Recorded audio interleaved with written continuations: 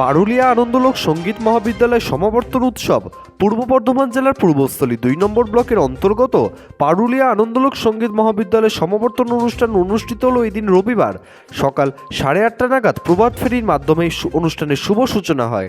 আনন্দলোক সঙ্গীত মহাবিদ্যালয়ের প্রতিষ্ঠাতা স্বর্গীয় ব্রজেন্দ্র কুমার চক্রবর্তীকে নিয়ে লেখা পিলসুজ নামক একটি সাহিত্যিক পত্রিকার শুভ উদ্বোধন হয় এই দিন রবিবার।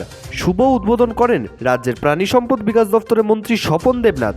সমাবর্তন উৎসবে উপস্থিত ছিলেন পূর্বস্থলী উত্তর বিধানসভার বিধায়ক তপন চট্টোপাধ্যায়, রাজ্যের মন্ত্রী স্বপন দেবনাথ, পূর্বস্থলী থানার আইসি প্রসেনজিৎ চট্টোপাধ্যায় সহ বিশিষ্টজনেরা।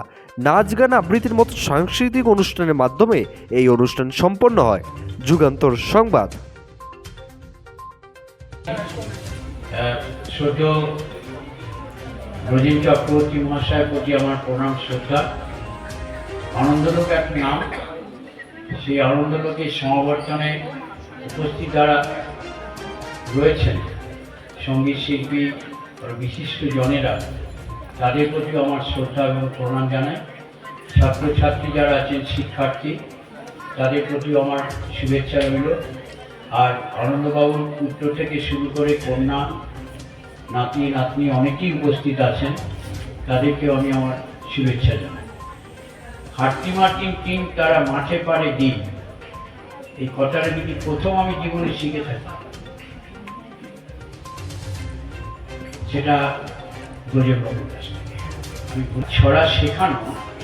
হাট্টি মার্টিন টিম তারা মাঠে পারে ডিম, আরও যা যা আছে শিখে দেবে, তো ওনার কাছে শিখেছি একদিকে। তো হয়তো তারপরে আমি এখনো পারুলিয়া মনে বলছিলাম, এই এলাকায় সঙ্গীত কি জিনিস, এটা যদি কেউ পরিচয় লাভ করে থাকেন তাহলে ব্রজেন কুমার চক্রবর্তী করেছে। কেউ স্বীকার করুক আর না করুক, তখন গানের স্কুল কি, আমাকে কি জিনিস গান, কি রবীন্দ্রসঙ্গীত। উনি বিশ্বভারতীতে ছিলেন, কিন্তু উনি সঙ্গীত শিল্পী হিসেবে নয়, সঙ্গীত শিক্ষক হিসেবেও তিনি যথেষ্ট সুনামের সঙ্গে কাজ করে গেছেন। কিন্তু সেদিনের কষ্টটা আমি তো দেখেছি নিজে চোখে। নবদ্বীপের শ্রীক্ষেত্রে গান শেখাতে যেত, যে তখন কয়লার ইঞ্জিন, তাই তো বড়জোর পূর্বস্থলীদের চাপতেন, নবদ্বীপ যেতে লাগতো ওখান থেকে আসা, আবার পূর্বস্থলী স্টেশন থেকে এখানে আসা, চরম দারিদ্র।